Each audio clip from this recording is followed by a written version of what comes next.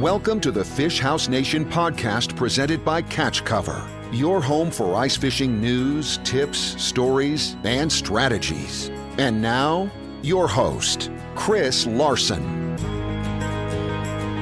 Welcome to the Fish House Nation podcast. Today our guest is Tom Boley, a fishing guide and, in my opinion, one of the best YouTubers out there when it comes to ice fishing and fishing in general. Tom is out of the Hayward, Wisconsin area. Tom, thanks for joining the show. Yeah, thanks for having me back on.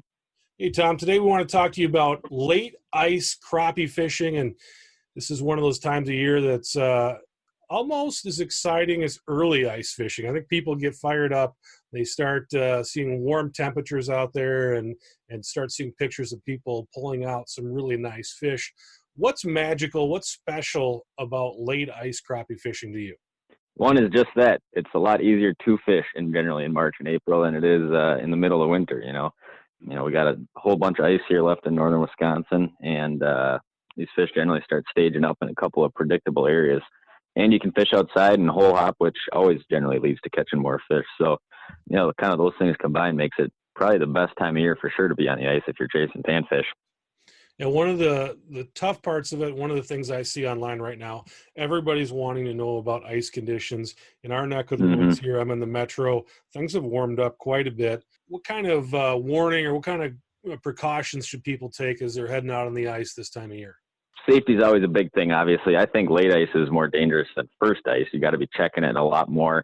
And you can, if you have 4 inches of good hard clear ice in early December, that's generally a lot safer than, or visually it's easier to check that than it is to go out and check a lake that's kind of getting soft. But up here in northern Wisconsin, I know down south, southern Wisconsin guys are pretty much already lost ice. But up here we still got, we were out yesterday and we still had 26 inches. Landings aren't really getting soft yet, but we're having, our warm-ups during the day are getting to like 40, 45, some days not quite that warm, but at night it's still getting down 17, 18 degrees. So we're not really losing any ice. We lost all the snow on top, and it might get a little, watery on top during the day, but it just freezes right back up at night. So travel's really good up here. No snow on the ice, and landings are holding up great. So we got quite a while of ice fishing left up here. And like anything else, you just got to check it.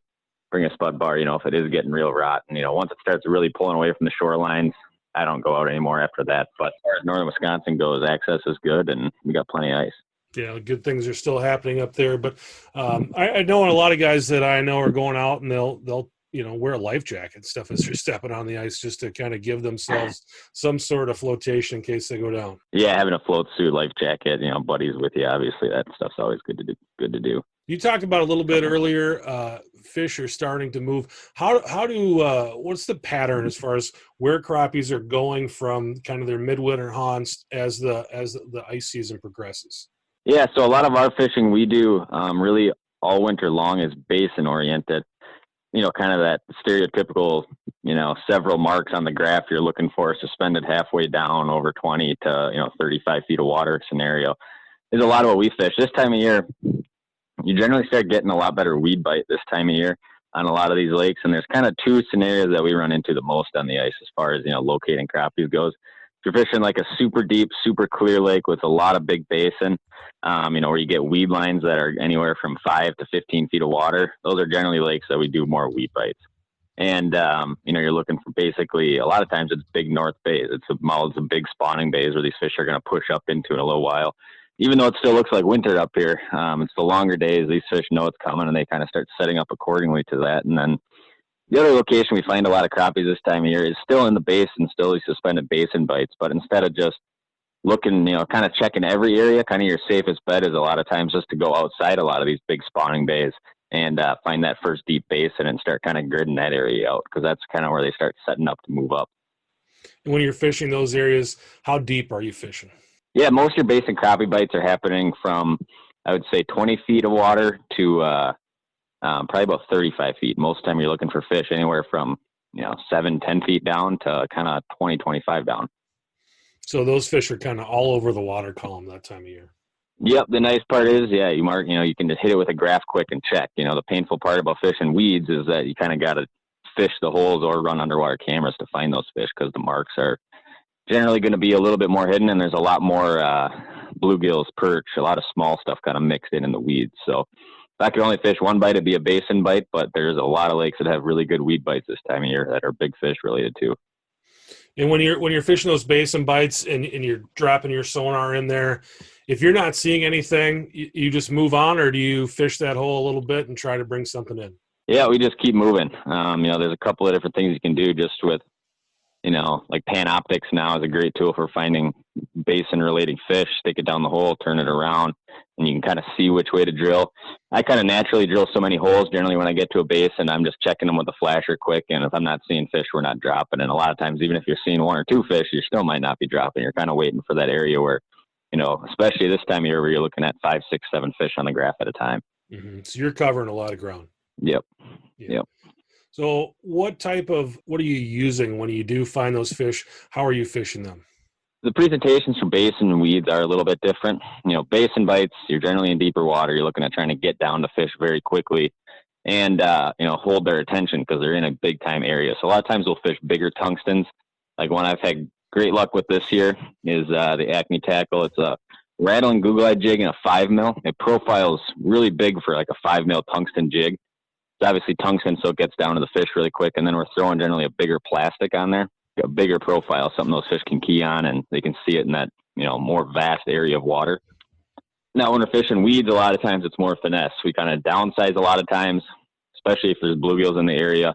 A lot of times that 4 mil, 3 mil size, and then a more of a finesse plastic, like a panfish plastics, chigger fry, and very small movements in the weeds because a lot of times those fish are, finicky in a lot of these weed relating scenarios. And a lot of times those are community spots where you kind of got to be a little bit more finessey. And you mentioned both spots there, plastics. Have you moved away from live bait entirely? Yeah, I very rarely use live bait, especially over the basin, very rarely. We'll do some dead sticking, some tip down stuff, which is effective. But a lot of times, if they're biting jigs, which they pretty much always are, it's almost quicker just to do the jig thing unless you have very finicky fish. The weed thing, you can go back and forth there a little bit more from live bait to plastics. I have a lot of confidence in plastics. That's pretty much always what I'm doing. Mm-hmm. And, a lot of times in these weed scenarios, you have a lot of very small bluegills around, which unless you can decipher them on the graph or the underwater camera and just kind of pull the bait away from those fish, you just go through too many waxies a lot of times. What are some of the other advantages that you found with plastics? Yeah, you can catch 1 million fish on one. Re-rigging takes way less time. You catch fish, pop the jig out, and you're right back down, which is great, especially if you're fishing deep water, like a basin bite. And just the ability to kind of do different stuff with it. You can go from anything that looks like a waxworm on there, or you can go up to like a longer, thinner profile plastic, which makes it look more like a minnow when you kind of walk that jig. So that's kind of the biggest things in my mind that, has really made plastics killer in the last probably 6-7 years now. So you talked a little bit about the basin and what you're looking for in basins. You're kind of looking for the mouth of a spawning bay. Is there something that makes one basin area better than another basin area? Yeah, a lot of times an inflow. There's been ice in northern Wisconsin on a lot of lakes since early November now. So any kind of added oxygen into the lake, like an inflow, a lot of times crappies will also spawn in areas if it's a little creek that comes in a North Bay. So kind of a lot of times the easiest thing you can do is just, look at your map, find the biggest 10-foot or less deep bay, go to the first spot that gets, deeper than 20 or deeper than 25 from there. And a lot of times that's where those fish are kind of staged, ready to move up. And once we lose ice here. That's a really good tip, Tom. We were talking weeds too. What is there a type of weed specifically that you're looking for that seems to produce better than others? Clean weeds are always good, but generally what we find more times than not is that you're looking for kind of open spots next to very thick weeds. Like a lot of times if you have a big bay that's kind of all fringe weed, might be, let's say it's all 5 feet deep and you have just a lot of kind of trash dying weeds that's, a foot, 2 feet tall. You're looking for like a big thick stand of cabbage or a big thick cluster of milfoil. And you don't want, when you drop your flasher down the hole, you don't want the weeds to be like right to the surface. And you just kind of drill out to the edge and kind of work that edge because they're never going to be sitting right in that thick of stuff, but they like to sit right on the edge of it. One of the things that I've found when I'm fishing basin fish, it seems like they're all kind of what I would call kind of run-of-the-mill fish. Where do you find kind of the trophy, the big fish? How do you lock in on those kind of fish this time of year? Yeah, it seems kind of lake to lake. Some of these lakes will have both these weed bites and basin bites going on. Other lakes will be more weed bite related. Other lakes will be all basin related. So it's something you kind of play around with. But I would say a lot of our trophy, bigger crappies, bigger bluegills we catch this time of year are definitely weed related, And are those as opposed to basin related. Yeah, are those fish kind of more loner style fish? Yeah, a lot of times they are. I mean, rarely are you looking at a graph in 6 feet of water that has several crappie marks on it. They might come through in a pair or something like that. But if you watch them on an underwater camera, which we drop the mark them down a lot and just kind of watch the fish come through, a lot of times it's single or double or kind of a loose group of 3 that kind of comes through. But very rarely you kind of see that, that classic school of 20 crappies swimming by like you would over the basin. How aggressively are you going after these fish as far as with your jigging motion this time of year? I mean, are they picking up steam this time of year? Yeah, they definitely do. And another thing we didn't mention, which is kind of even more aggressive, that fish, is killer for crappies this time of year, is like small rattle baits, small blade baits, or some type of spoon too, which, when fish get real aggressive or real finicky, we don't use a lot of that stuff through the course of the winter. But this time of year, especially over basin, those fish get really, really ramped up. And I don't know if it's because they kind of tend to stack a lot closer this time of year or what, but we have a lot of success kind of fishing those more aggressive presentations this time of year versus other times of the winter. Very cool. Are you tipping those spoons or those baits with any minnow head, that type of thing? The rattle baits, very rarely do we tip with anything. And kind of one thing you can do is, like if you're fishing a tungsten, a lot of times guys have a tendency to want to be like, 6 inches away from those fish on their graph. They'll see a stack of 3 fish and they put it almost flush to the top of that school. Yep. And if you hold a more aggressive bait 3, 4, 5 feet away from them, kind of up high, those fish get a lot more aggressive and are willing to climb the graph a lot quicker to chase something aggressive like that versus sticking something right next to them and hoping they just come up a little ways and bite. Yeah, it's amazing how far they'll go. I was actually fishing a basin last week, and I mean they were flying 10 feet up. I mean you would see them, and they were just zipping up from 10 feet below the bait. So especially out in that clear water. Yeah, it's crazy, especially if you got clear water that they can see a ways. Yeah, they'll come up a long ways. Is there anything, Tom, that we haven't discussed yet that you think is important about chasing late season crappies, late ice crappies? Yeah, a lot of times it's a boom or bust thing. I mean, you just got to cover a ton of water. That's kind of one thing that holds true all winter long. And a lot of times, especially if you have like a shallower style lake, oxygen gets at its lowest time and it's going to be in the lake right now. It's kind of right before you start losing ice. And these fish definitely tend, if in December you were catching them kind of across a large area, this time of year, expect them to be a lot more of those fish right in one corner and a lot less of them kind of spread out throughout the whole thing. So you just kind of a lot of times punch as many holes as you can. And, you kind of try to find that little corner of the basin or that corner of the weed edge that has most of those fish sitting on it. When you do find them, they're in there pretty solid. Yeah. And a lot of times they'll sit there all day like that. Yeah. This is one time of year where you definitely see those stacks of fish sit still a lot more than the rest of the winter. I saw a video recently where a guy posted down in the Onalaska area on the Mississippi River. He was looking for perch and dropped his camera down. And It was one of those spots like you were talking about. It was just a cloud of crappies. And he was spinning the camera around just everywhere. So that's cool. What else are you excited about this time of year, Tom, as ice comes off? I've been keeping an eye on your channel, what's going on. What else are you excited about chasing during late ice? Yeah, one thing that is kind of cool is I believe April 1st, I think it is. You might know. I think they're opening up bass catch and release season in northern Wisconsin, which they have previously not done. And smallmouth are an absolute blast to catch late ice.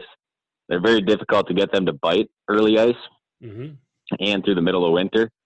But we absolutely pound them, and we'll have days catching, 25 to 50 sizable smallmouth kind of in late February. And if you could fish them in March and April, which will be the case in April this year, and then all March and April next year, it'll be phenomenal ice fishing for that. So I really wish, because they kind of turn more species into a catch and release thing like this during the non-game fish fishing month, because there would be some great opportunities. But besides that, I'm looking forward to getting back in a boat shortly, as I'm sure many are. But, yeah, things are starting to warm up. We had 60-degree temperatures here on Sunday. It's cooled off back now, but it was nice to get out Sunday and fish in just a long sleeve shirt. That was pretty cool. Oh yeah, tis the season. So if people want to find more about you, Tom, where do they find you? And I think it would be awesome for folks to get out on the water with you, because when I watch what you got going on YouTube, it looks like a whole lot of fun. Yeah, find me on any form of social media, Facebook, Instagram. We do a ton of YouTube videos, kind of informationally documenting our kind of the whole season up here in northern Wisconsin and kind of wherever we're traveling. So look it up on there. If you see something you like, give me a call and we can get in the boat or get on the ice and catch some fish. Sure. It's Tom Boley, TOMBOLEY, Tom Boley Fishing. Thanks so much for joining the show. Thanks for listening to the Fish House Nation podcast presented by Catch Cover. For more ice fishing content, visit our blog at catchcover.com.